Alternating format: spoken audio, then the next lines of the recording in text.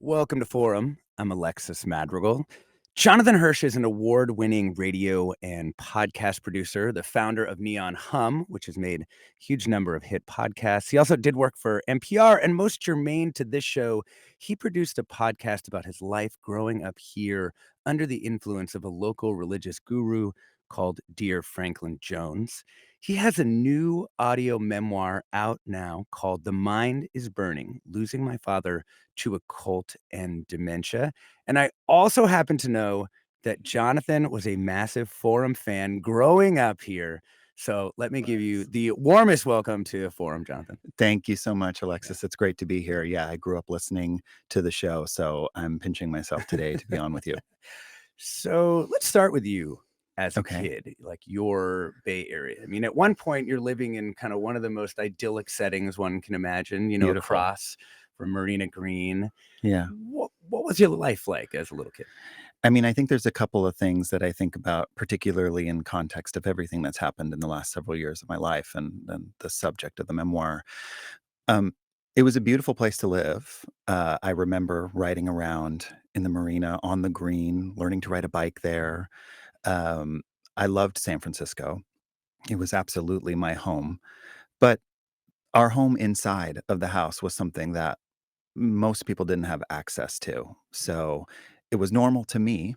I went to school, I played with my friends, I shot hoops, Mhm. I rooted for the Warriors.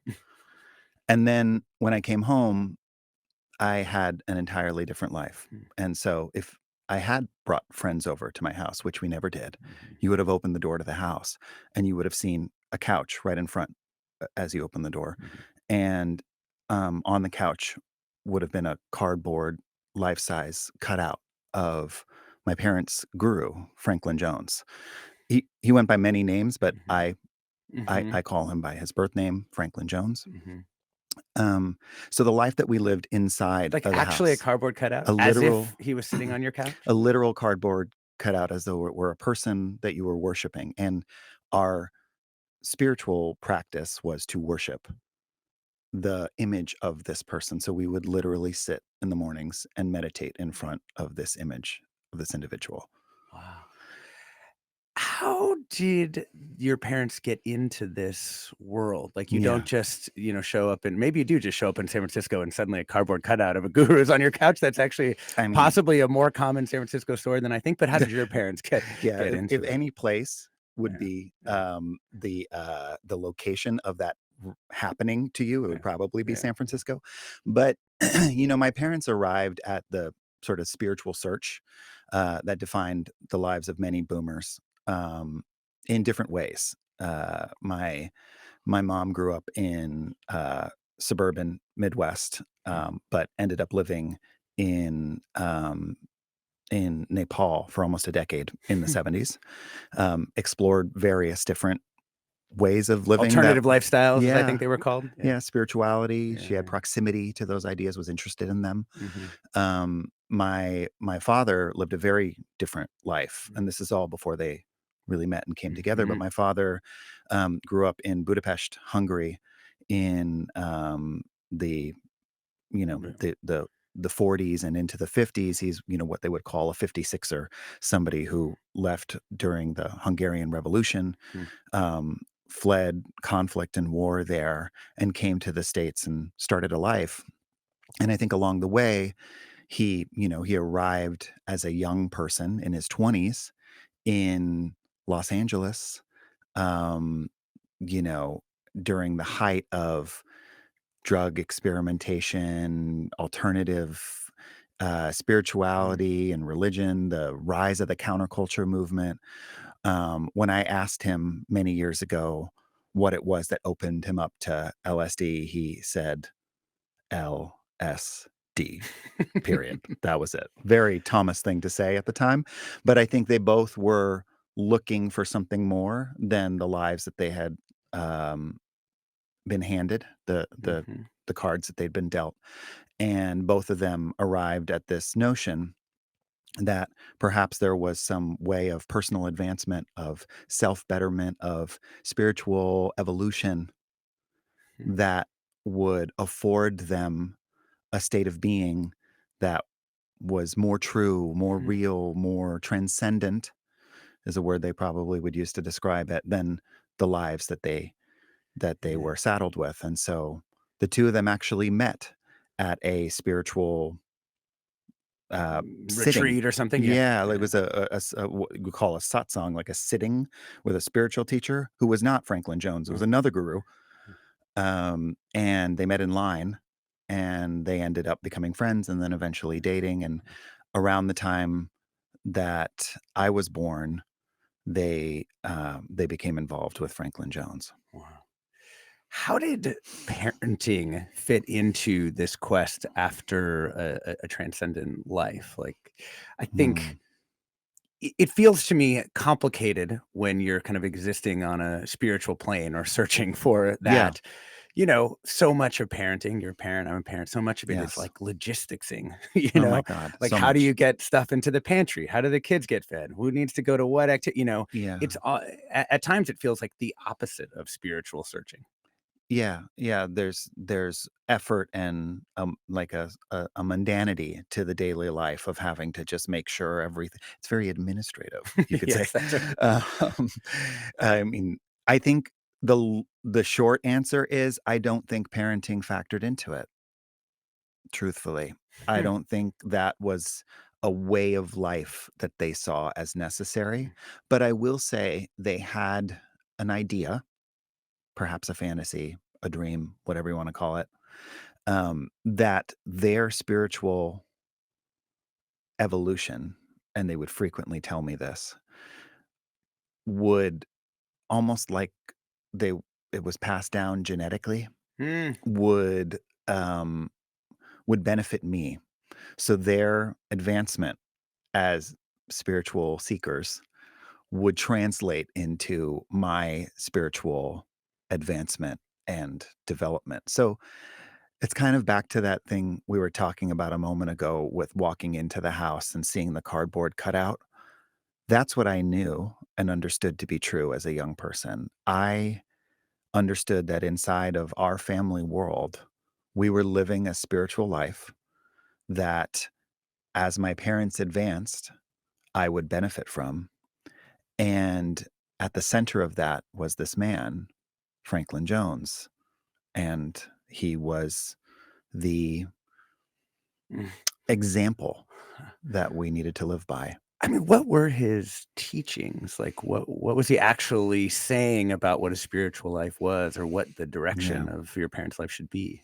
I think to answer that question, you have to understand the context in which gurus like Franklin Jones, my parents' other guru, Frederick Lenz or Rama, Bhagwan Sri Rajneesh, many of these sort of charismatic gurus from that era, what they presented to a very particular audience that was my parents were the exact demographic for, Mm. which is people who had lived through the counterculture, people who might have been aging into like an adult life where they had to make decisions about whether or not they wanted to have a family, whether or not they wanted to suit up and get a day job, sell the Volkswagen Mhm. van and and Right, yeah, and put their thumb down yeah.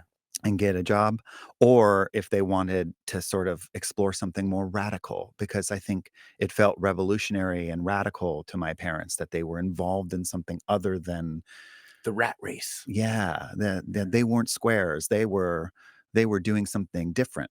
Mm. So these gurus were all very accessible. They were conversant in pop culture and Western philosophy and ideas. And in many ways, I think they mirror the kind of attractiveness that people have towards, you know, spiritual or inspirational figures that seem to be speaking to you now. Mm. Right. And I think to a lot of, Like they would kill on TikTok. yeah, They'd yeah, just they be would staring crush right it. into your eyes. Yeah, yeah, yeah. They would totally crush it because it just feels like this person is not only bringing this mystical, like fetishized Eastern philosophy to a Western audience, they are also doing it in a way that like invokes the things that the sort of conventional middle class American is familiar with. Yeah. And so Franklin Jones fit perfectly into that when he wrote his autobiography and launched a bookstore in the early 70s in Los Angeles on Melrose. And he could talk about T.S. Eliot and existential philosophy, but he could also bring in, the Vedanta traditions and, Buddhism and various different more esoteric spiritual teachings. But one of the reasons I feel like that context is important is because his teaching really changed dramatically over the years. So in the early 70s, the presentation was, I think, very much like Buddhism. It was, a practice of compassion and meditation and non-dualism, or the idea that, like, you know our sense of self, our individual sense of self, is something to be let go of, to be transcended, to feel Mm. more like you would adhere within like a larger consciousness or Mhm. mind, or whatever you want to call it. And then as the years progressed, he became an increasingly central figure in his own cosmology. A deity himself, Right. practically. Right. Yeah. So to find that spiritual um, state of mind or being, you needed to sort of mirror what he already had. So it meant worshiping him to get And that. that's how you get a cardboard cutout on the counter, That's how you right? become a Yeah. cardboard cutout. We're talking with Jonathan Hirsch about his new audio memoir, The Mind is Burning: Losing My Father to a Cult and Dementia. So, you are growing up in this family that is part of this spiritual group led by this man, Franklin Jones. Yeah. You, on the other hand, though, wanted to just be a regular kid. And I was Yeah. thinking, sometimes people say, "May you live in interesting times," but it's kind of like a curse, It is. and Yeah. it's sort of like, "May you have interesting parents," this is Right. a complex thing to reckon with, Mm. what it is to have parents who don't have you at the Yeah. center of their life, and this really kind of reaches a new peak in Right. difficulty when they decide they kinda wanna move to this sort of commune Right. with the spiritual leader, right? So how old were you, and how did that go down? Yeah, so I mean, things were really starting to boil up as got older, 10, 11 years old, 12. I think my parents were becoming increasingly involved in Jones's group. He had been living on an island that the group owned in Fiji for some time, and had moved back to the San Francisco Bay Area, where one of their sort of primary compound is located. And that meant that he was around. He was doing these public sittings with followers. And so everybody at the drop of a hat would hear, like, the guru's giving a meditation tonight, and you'd all have to pop in the car and drive up there. And meanwhile, I am, on like my CYO basketball league and, trying to practice my corner three. And my parents are practicing something very, very different. Yeah. And, really around that time is when I think my father started to have a particularly hard time reconciling his own spiritual desire with the desires Raising a of, little jock.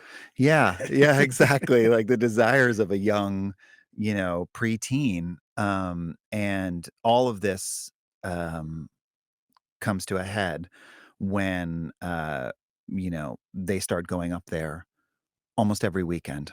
And I'm, playing competitive basketball, etc. And, my dad and I are fighting.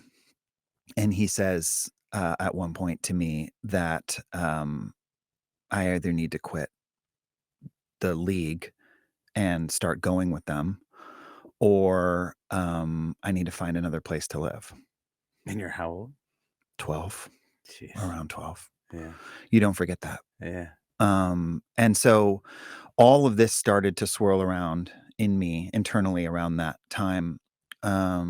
I think it was really like the summer between 8th and ninth grade. Mhm. And I started to try to do what I thought would be being a good son, which was adopting the spiritual Hmm. philosophy of my parents. So I Hmm. started reading things like, Jones's books, The Gospel of Sri Ramakrishna, Yogananda, all the stuff Mm.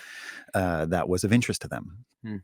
And what I found was an emotional validation and reciprocity Hmm. from my father that I had never experienced before. I basically didn't exist in many ways to him. If I look back at those years in San Francisco of sitting in the Bonds Bombers bleachers in Candlestick Park when Barry Mhm. Bonds was like the greatest hitter ever, still is. And, learning to ride a bike on the Marina Green, Mhm. walking across the Golden Gate Bridge, like everything that like I remember about my home here. When I look through that Right, like reel, montage, yeah. he's not there Uh, in any of them. huh. He was never there. He was Right, never right. present for my life. But when I, under his threat, determined that I would do what he wanted to do with his life, I think it validated him enough that he could, in some way, start to engage with Mm. me as a young person. What's interesting to me is, like, it's such an inversion of how it feels like, counterculture and rebellion would Yeah. tend to go. A lot of kids, I had pretty normie parents, lovely, wonderful people, but, like, Yeah. quite normie, Yeah. and it would be like me who would be like, "Well, look at this, like, Eastern Yeah. spirituality. What am I gonna learn from this?" And did any of the teachings that you were reading outside of what they were doing Yeah. for your relationship with your dad, did any of that land with you, though? Do you think it actually did sort of transform you spiritually in any way? Or was it really just like as if you were going to Catholic church because your dad was a priest? Or what? I guess that's not how it works, but you're going to Catholic Yeah. church because your dad is very devout. Yeah. Yeah, that would be more complicated. I think it was a little bit of both, because I'm also becoming a teenager at this point, and I'm being introduced to literature and storytelling, and so I'm reading Lawrence Ferlinghetti Mm, and, yeah. Dostoevsky, Mm, and I'm also reading these Eastern gurus and spirituality, or like Christopher Isherwood, that sort of connects some of those worlds together. Um, and so I saw the value intellectually in that spiritual pursuit, and in part because many of my literary heroes were mhm. engaged in those conversations Yeah, Gary too. Snyder would have been, like, right there, you Oh know? my God, Yeah. Gary Snyder. Yeah, a hero. Yeah, Jaffe. yeah. Like I loved that world. And so I had a complicated relationship certainly with that piece of it, because I think when you take it to the logical conclusion of where my parents arrived, there was a man at the center of it who was Mm, positioning himself mm, towards the end there as a unique physical manifestation of God, that in order to find your spiritual enlightenment, or to be in that state of enlightenment, you sort of needed to go through him. hmm, I know it and you do not. Direct quote right. from Franklin Huh, Jones. And all miracles are potent in my heart. And I remember those words spinning around in my head over the years, thinking like, how can I be him if he knows the thing? And huh, it didn't make sense to me on like a literal level. And on a spiritual level, it's a fraught idea among academics and people who think about Eastern philosophy already, to sort of suggest that somebody has that physical ability to transmit some kind of spiritual power. mm, So I struggled with it quite a bit, but I knew that it made my dad, oddly proud. hmm, The only time I remember mm, him having tears in his eyes for love or being proud of me, or any sort of emotional expression of that hmm, love, was the first time he saw me put a flower at the feet of his guru. huh. So I knew that love was conditional, but I needed it. Yeah. I wanted it. And To be honest, I think it even informed decisions I made later in my life when he got sick. Yeah. Yeah, we'll speed ahead a little Okay. bit, Yeah. because you essentially become estranged, right? I mean, you Yes. have this relationship with your father in which, love is entirely conditional on, yeah, laying a flower at the feet of his guru, and you end up moving out at 18 Yeah. and Day of. making a life Yes. out on your own, and like many people, you kind of grow apart from your parents, but really you would call it estranged, right? I Like you would. would describe the relationship, your adult relationship with your father before he got sick as being estranged. Yeah. I absolutely would. And I think probably the line in the sand where I would go from not really being sure if we had a relationship at all to trying in fits and starts to make that work to being legitimately estranged was when I did the podcast Dear Franklin Uh, Jones about them, my mom and dad, mm-hmm, and about the guru. mm-hmm, And while I saw that project, and I think a lot of people did, it was a number one show and it really changed my life. Um, while I saw that show as an earnest effort to understand and try to answer that question, does your spiritual advancement trickle down to me? mm, What if in those 25 years you spent in search of a better life, of a enlightenment, what if you made a mistake? mm, What if somewhere along the line there was a mistake? Now, generationally, or maybe just for me, I feel like that's a ludicrous thing. I feel like I'm apologizing every day for things that I don't quite get right with my kids, with my mm-hmm, family, as an adult, as a professional. It's a part of life to operate from that space. mm-hmm. But for my parents, that was an impossible idea. And so when Dear Franklin Jones came out, I'm not even sure my father heard it. What he heard was the pressure and commentary from members of the group who were telling him this was not the right way to tell the story, that I didn't present Jones with enough deference or kindness or understanding, all of which I Mm, feel like I went to great lengths to do. mm, And I think at that point, it became clear to me that this person was never going to see me. mm, mm. And it became hard to come back from that. Yeah. Meanwhile, he and your mother had split, Yeah. and he had entered into a pretty deep relationship with another Yes. person in their community.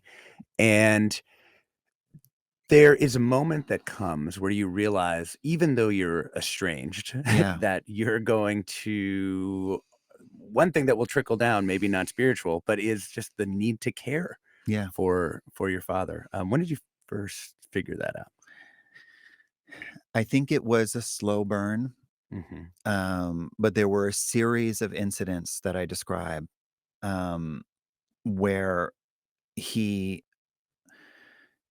was not himself and he began to have these manic episodes where when his partner would leave town, would go to work, he would start to play over and over in his head this idea that she might be Having an affair with his with doctor. his doctor. Yeah. Yeah, and it got really bad to the point that he would be found wandering out on the street, um, and he had a a difficult to define kind of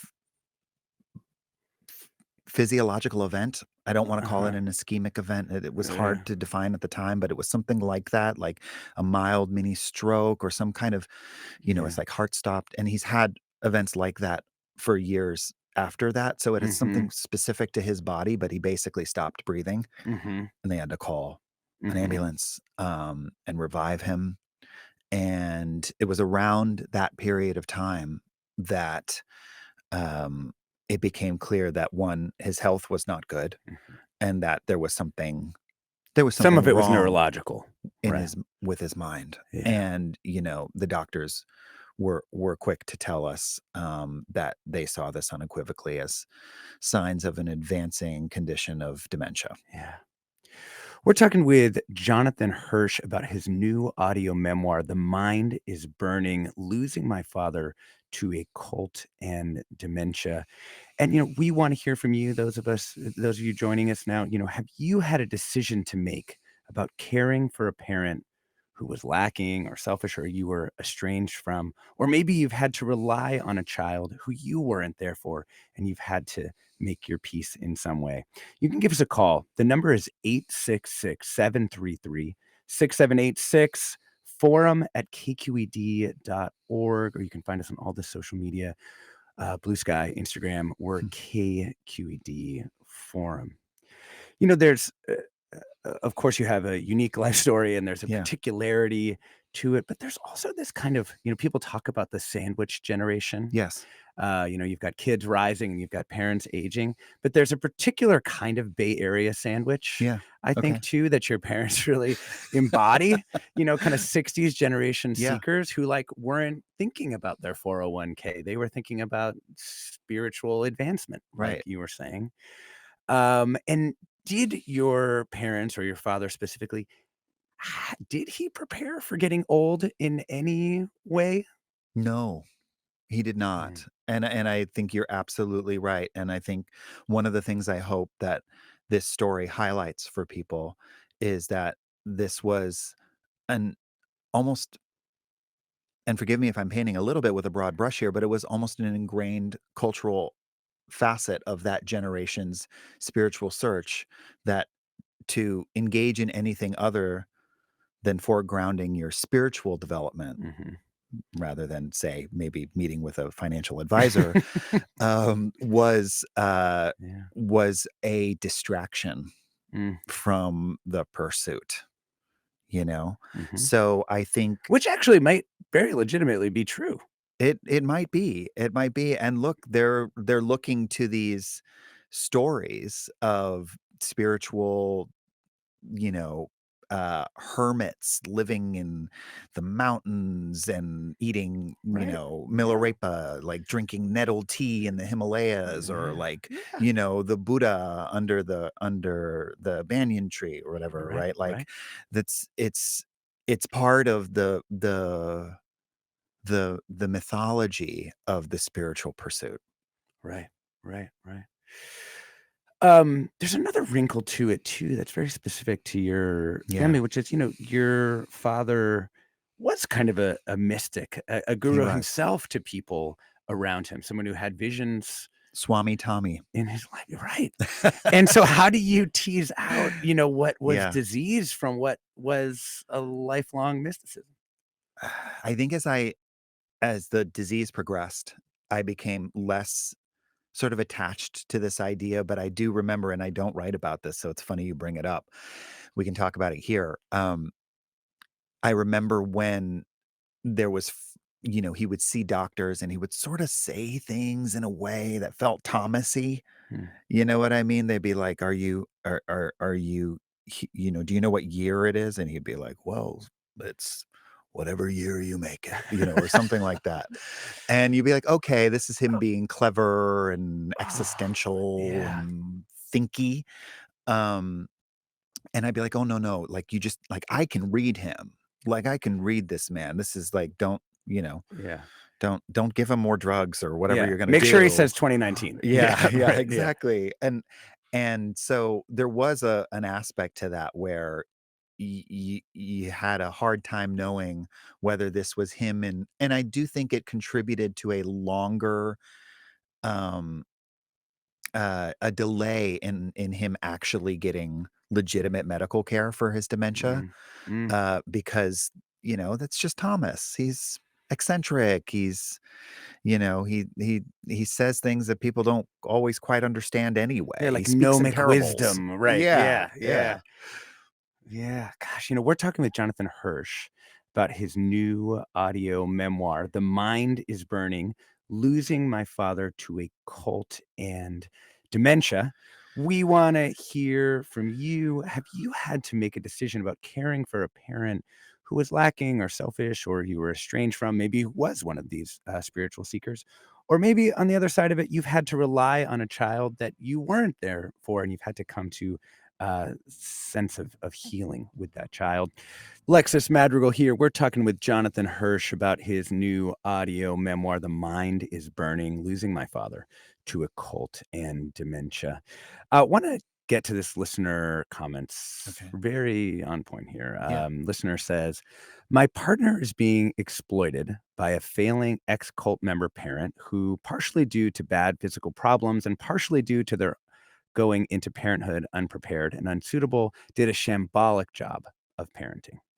Having lost literally all their money to elder scammers, they are now draining us not dry, but injuriously. We don't have a single set of norms in our culture limiting the bounds of obligation, making us prey either to being neglectful or to being exploited. How do we Wow. decide where the limits would, or I would add, should be? I mean, this is Wow. basically the question of your book. Right. Right. Yeah. Yeah. So how did you decide? I mean, how did you decide? Like, this is I'll do this much, but not that much, or where do were you Yeah. just kind of making decision by decision, kind of walking down the road? I'm so touched by that comment Yeah. because I think it does speak to the real pain and complication that many people, especially in the San Francisco Bay Area, where a lot of these groups proliferated in the 70s and 80s, and defined people's lives, that where they were created.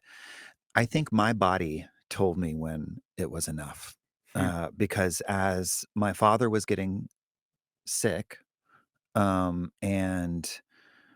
and maybe this is a little bit beside the point of what your listener was saying, but as my father was getting sick, my career was heating up and I had a new baby. Mhm. And I was really anxious all the time, Mm, to the point of really not being able to function effectively, just living in that state. mm, And it mm, became really clear to me that the only way out was through. mm, So I had to confront those things directly. And to be honest, writing this story mm, was a form of healing. I had restarted therapy at that time, and mhm, my therapist, bless his heart, um, believed in narrative and storytelling as a way to make your way through the difficult times. And so this story became itself a sort of document of mm, my own healing. When it comes to the spiritual piece of surrendering to a group or an organization, I think, at the point at which agency is lost on your personal affairs, mhm, you're in trouble. mm, I don't think that any spiritual organization at this point in our history should be meddling in those mm, things at mm, that level that mm, your listener mhm, suggested. And certainly my mm, parents spent all of their money on their guru, mm. and didn't have anything to show for it. Yeah. Let's bring in Danielle in Okay. Berkeley. Welcome, Danielle. Thank you. I just wanted to say that I empathize with the author of the audio. I similarly have a situation where I'm a sandwich generation person. I have two children under 4. I Oh, have an aging mother now in a nursing Wow. home, Oh my and gosh. she did not join a cult, but in a way she did. She was a compulsive gambler. Oh mhm, wow. mhm, So being a woman of the 70s and also being a person who did not plan for their future, I don't have any resentment for her behavior, but my sibling definitely does, mm, Yeah. and it keeps her from engaging. But now being in the Bay Area, she is now in a nursing facility in Alameda. mm, And I find myself having the third child that I never wanted. Right. And it's not that she's a burden. She's just a person that I now additionally have to care for and also make decisions for us for medical directives. Right. And she is of sound mind, but she also relies on me for a lot of the answers. Like currently she's in Medi-Cal and Medicaid, and we're just thinking like, oh my God, you just survived stage 4 cancer after being forced into care 4 years ago. You're in remission. mm, You're in a facility You need a knee replacement because you're immobile. And Wow. what's going to happen with that nursing facility if these, excuse Right. me, but monsters like make it happen? And I'm just kind of, and she's like, where am I going to go? Oh. And Oh. as much as I know she wants me to say, I will take you in, I know realistically I cannot give her that care. And I'm just like, I just have to leave her with, I don't know. And in the back of my mind, the part that I don't say is that you did not plan ahead. Right. You did not plan for yourself. And it Yeah. hurts and kills me to say that. Right. And think that. But I'm just like, Oh man, Danielle. what is there to do? Yeah. Thank Yeah. you so much for that call. I mean, anyone with 2 kids under 4, you have my sympathy just on that alone. And then adding your mom in. Yeah. Thanks so much for that call, Thank Danielle. you. Yeah. One thing that really strikes me, and it's in your memoir as well, is the way that with aging parents and little kids, it's like one thing after another, one thing Yeah. after another. Yeah. Right when you get one situation settled, another thing, another pot is boiling, and then another pot is boiling. Constant. And do you feel like you were able to find, or what helped you find some stable situations for your father? Was it external circumstances? Did you get the logistics right? Was it, like, how did you? It was a long journey. So I'm very sympathetic with what Danielle you were saying there, because it absolutely, I'm sure we went through similar processes. I think one of the things that's tricky about dementia is that the way that it appears and the way that it's sort of cataloged in the medical system, and I'm not an expert, so, don't quote me on the specifics of this. I just know from my experience with my dad that, dementia affects the brain very much in the same way that old age does. And so at what point are you defining a Yeah. medical condition that's just a progressive part of life where you're getting older? It's sometimes hard to say. Your dad says wacky things. Is he actually sick? And as a result, the line in the sand between when recommended care, my father was a vet, so his health care was provided through the VA system. Recommended care in a 24-hour sort of context, in other words, to be able to put him in a home and have Medi-Cal, Medicaid be part of the conversation, and having to pay for it out of pocket, that line is almost entirely left up to the medical staff that's reviewing your parent. So in my dad's case, he was very much completely not somebody who you could care for and live with and be like able to live autonomously. Yeah. It would take around the clock care. He was And yet up the all social hours of the safety night. net wasn't actually there for you. It Wasn't there. activated. For years, we had to pay out of pocket for it. I was running a successful production company at the time, and I used to joke that I was the, lowest paid person at my own company, because we had to pay out so much money every month just to make sure that my dad was in a facility that cared for him. And eventually the doctors did determine he should be in a permanent care situation, and then those things kicked in. But it's not clear, and it is tough. We're talking with Jonathan Hirsch about his new memoir, The Mind is Burning: Losing My Father to a Cult and Dementia. We're taking your calls and comments as well. Maybe you've had to make a decision about caring for a parent who you were estranged from, or who you don't feel like provided care for you.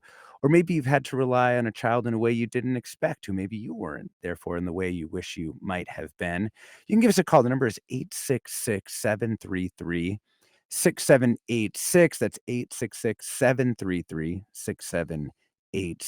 Forum at kqed.org. Of course, you can find us on social media, Blue Sky, Instagram, or KQED Forum, or you can join the discussion on the Discord.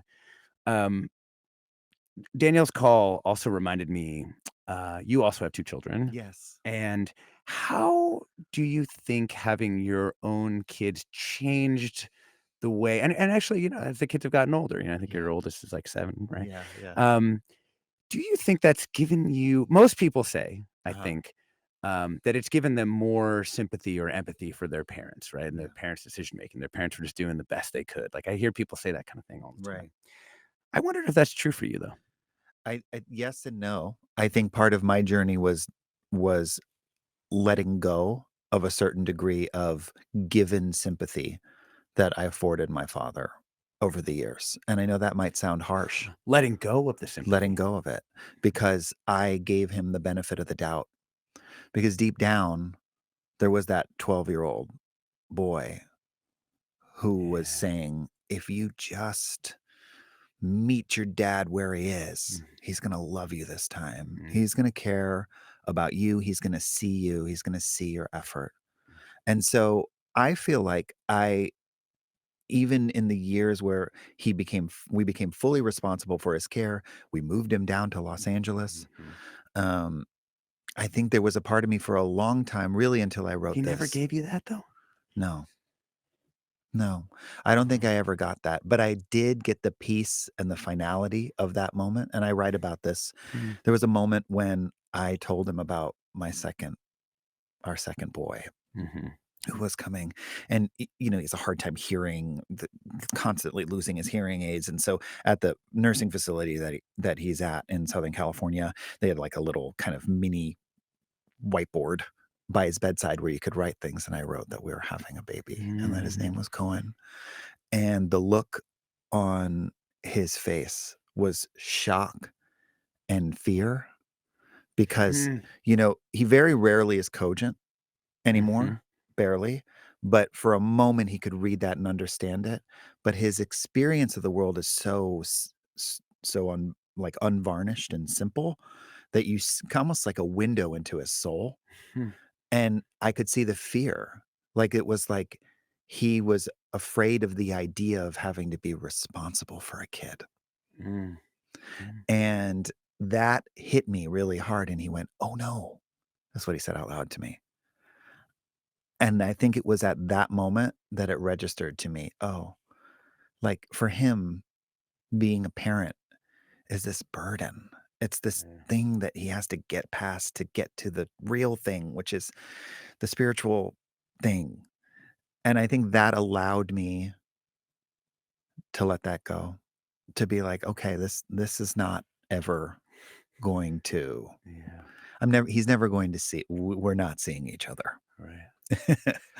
At some level, I feel like that is the work that this memoir is doing, is letting people know sometimes you aren't going to get the thing that you want from the parent. Like there isn't going to be that moment where it's all fine and they recognize all the things. Yeah. We're talking with Jonathan Hirsch about his new audio memoir, The Mind is Burning, Losing My Father to a Cult and Dementia. This is Forum, of course. I'm Alexis Madrigal. Let's take another call here. Let's go to Ariel in Los Angeles. Welcome. Hi, thanks for having me on. I just wanted to also kind of offer a little bit of a different view. I have two, like many, I have two parents, but my father has cognitive decline and he has a great pension, and he set himself up well, but it's still a struggle, and it still costs me $3,000 a month to do elder care for him, to make sure that he's okay. And then my mom, she's much lower income. They're divorced, and she's tried very hard to set herself up. She has a home. She's still paying on, but she's not in a good position. And I think that there's a little bit of blame that we're not placing on our just society and our structure and the way that we kind of 100%. do life is that you can try your best. Parents can do what they can, but the system is not set up for them to be taken care of.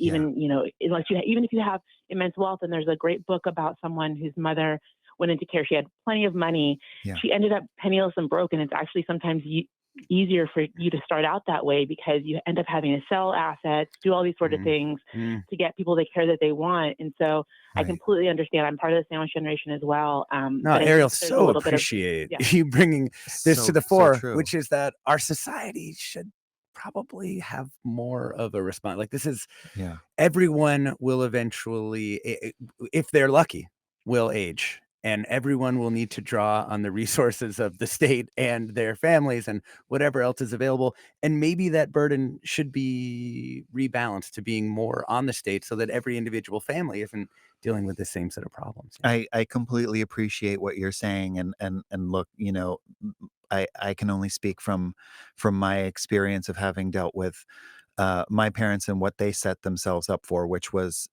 nothing. But what you're saying is absolutely true. We need to do more to prepare for an increasingly Mhm. large group of Yeah. individuals who are Yeah. living Yeah. longer. Absolutely. Yeah.